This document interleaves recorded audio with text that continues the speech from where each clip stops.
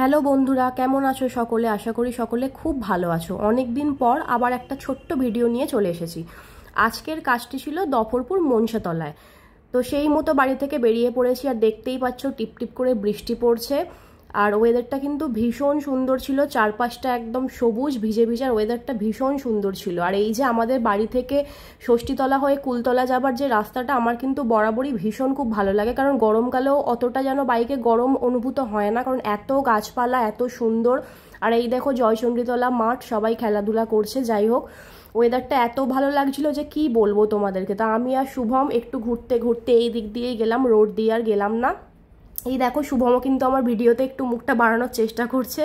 তো যাই হোক, চলো যাই। আজকের কাজটি ছিল পুতুলদের বাড়িতে। পুতুলদের বাড়িতে কিন্তু সময় মতোই একদম বিকাল বিকাল পৌঁছে যাই। তো পুতুলদেরই মানে ভাসুরঝি তারই আজকে এঙ্গেজমেন্ট মেহেন্দি ছিল, তো সেই হিসাবে তার বাড়ি পৌঁছানো। তো যাই হোক, এই দেখো বিফোর আফটার লুকটা নিয়ে নিই। আর ক্লায়েন্টের কিন্তু কোনো ডিমান্ড ছিল না, আমার ওপরেই পুরোপুরি ছেড়ে দিয়েছিল কি ডিজাইন হবে। আমি চেষ্টা করেছি সিম্পলের ওপর সুন্দর একটা নিট অ্যান্ড ক্লিন কিছু কাজ করার।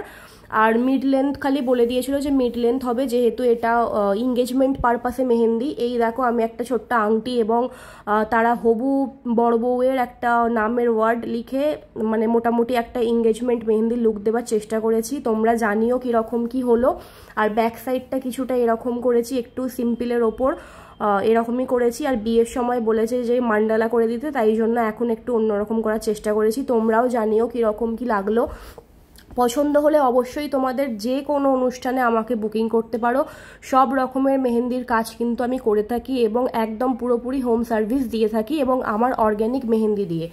এরপর কাজের শেষে আমার বাড়ি ফেরার পালা। বৃষ্টিটা কিন্তু বেশ বেড়ে গেছে। যাই হোক, আমি তো বাইকে গেলে ছাতা ফাতা কিছুই নিতে পারি না। আর এখানে দফরপুর মনসাতলায় এসেছি আর মাকে দর্শন করব না, সেটা কি হতে পারে?